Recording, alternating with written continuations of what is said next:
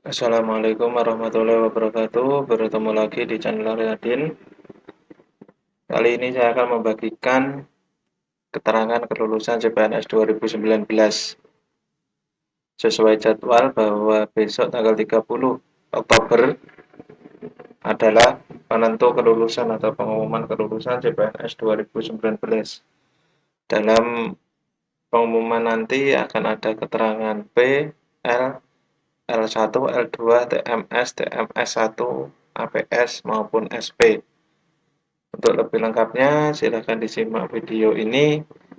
Jika yang baru mampir atau yang belum subscribe, jangan lupa untuk subscribe dan tekan loncengnya untuk mengetahui update-update soal maupun materi dan info-info tentang CPNS.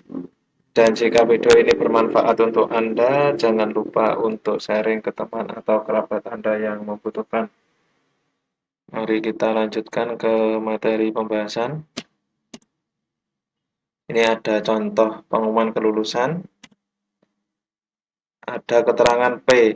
P ini artinya lulus SKD berdasarkan nilai ambang batas dan peringkat terbaik berdasarkan Permen Pan RB nomor 24 tahun 2019. Nah ini, jadi P ini.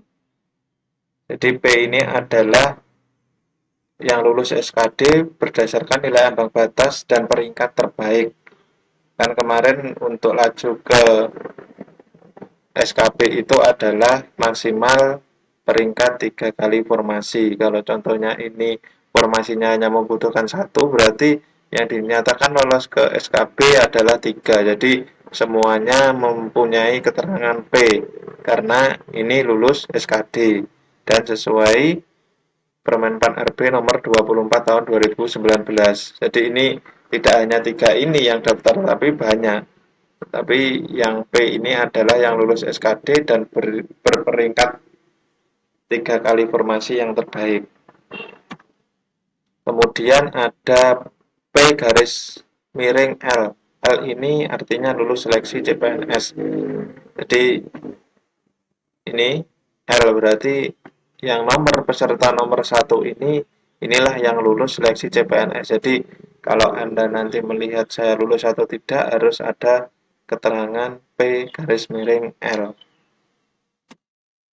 Kalau yang TL berarti tidak lulus karena tidak masuk peringkat dalam formasi. Contohnya ini TL berarti ini tidak lulus karena tidak masuk dalam peringkat dalam formasi. Jadi yang lulus adalah P garis miring L. Apakah hanya P garis miring L saja yang lulus? Tidak. Kita lanjutkan ke pembahasan berikutnya.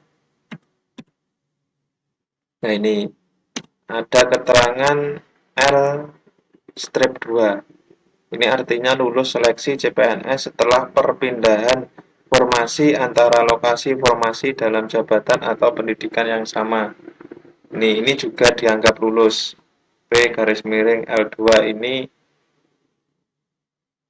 peserta ini sebenarnya tidak lulus dalam instansi yang dilamarnya, tetapi karena nilainya tinggi dan ada formasi kosong, maka peserta ini mengisi pada formasi yang lain pada lokasi yang berbeda. Makanya ada P garis miring L2. Jadi kalaupun dalam satu sekolah itu ada serdiknya, jangan putus asa, jangan putus semangat.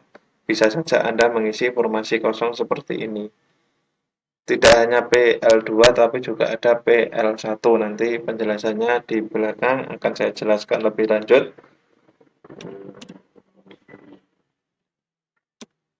SP. Nanti ada keterangan SP. SP ini mendapatkan nilai SKB penuh 100 karena memiliki sertifikat pendidik. Jadi SP ini kependekan dari sertifikat pendidik yang dikeluarkan Kemendikbud, Kemenristek Dikti, Kemenak, dan dinyatakan linear oleh verifikator instansinya.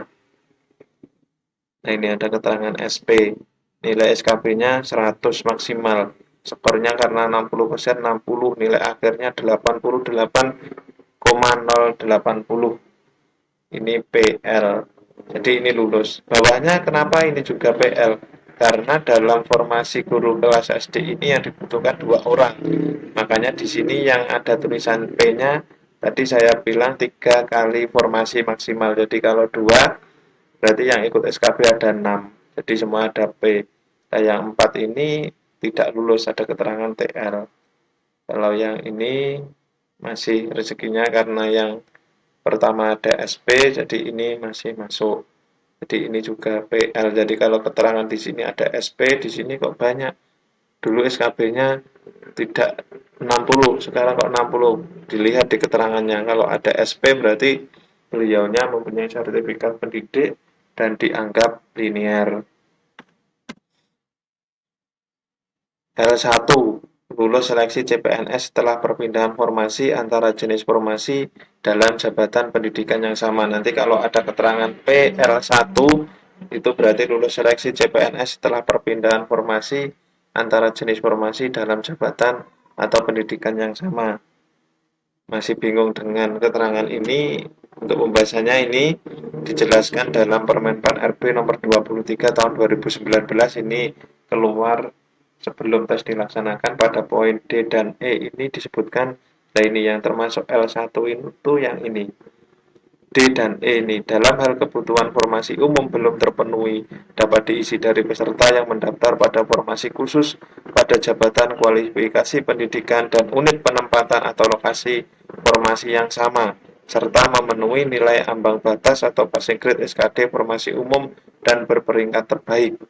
Poin yang E dalam hal kebutuhan formasi khusus belum terpenuhi dapat diisi dari peserta yang mendaftar pada formasi umum dan formasi khusus lainnya pada jabatan kualifikasi pendidikan dan unit penempatan atau lokasi formasi yang sama, serta memenuhi nilai ambang batas atau passing grade SKD formasi umum dan berperingkat terbaik. Jadi, kalau nanti ada keterangan PL1 itu misalnya dalam sebuah sekolah itu ada 2 formasi, yaitu formasi umum dan formasi khusus. Formasi khususnya adalah formasi disabilitas, ini contoh. Tidak ada yang mengisi kosong, berarti diambilkan dari formasi umum yang daftar pada lokasi yang sama. Jadi pada formasi khusus itu ada formasi disabilitas yang kosong, tetapi formasi umumnya ada 1. Nah, jadi yang peringkat kedua yang tidak lolos pada formasi umum ini maka akan berpindah mengisi pada formasi khusus pada penempatan atau lokasi formasi yang sama.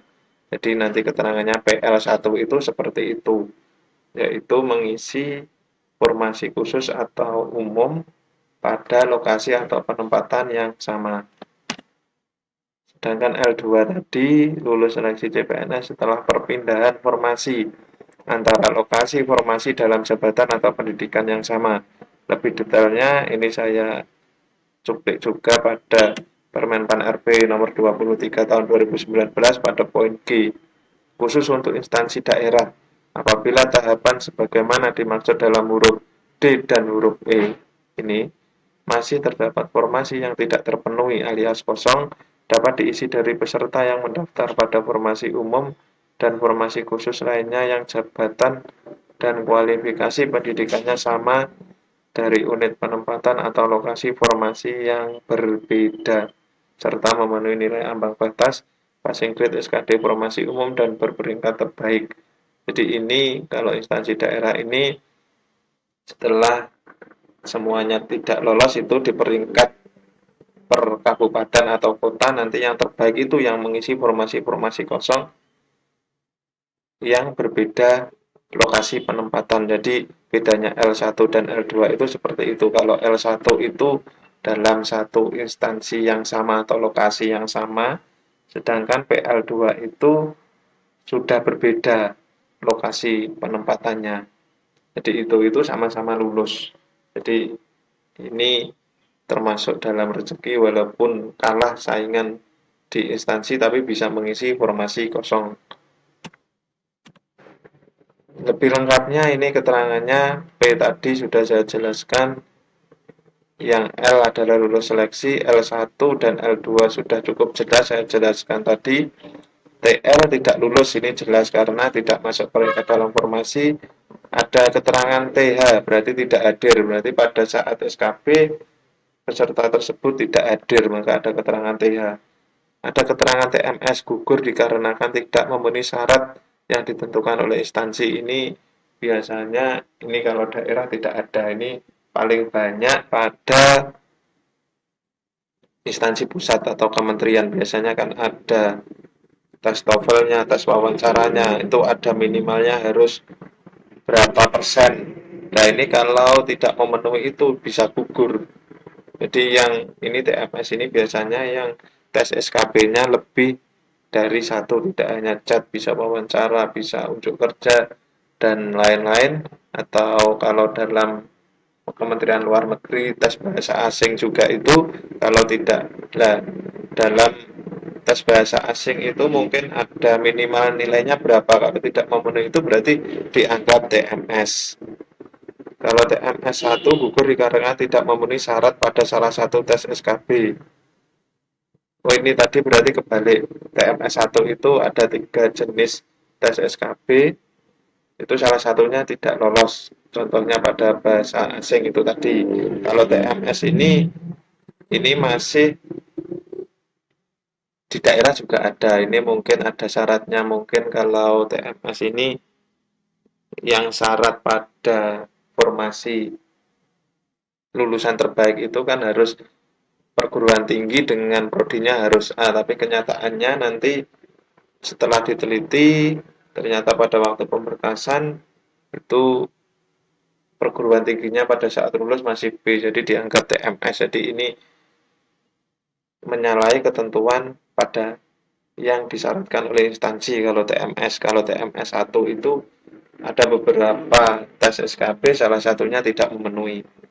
Sedangkan APS ini pelamar mengundurkan diri atas permintaan sendiri. Jadi sebelum tes dulu, sebelum SKB itu pelamar mengundurkan diri karena suatu hal.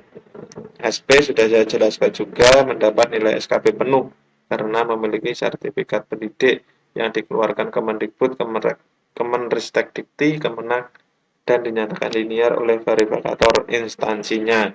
Ini keterangan, persiapkan hati dan pikiran Anda.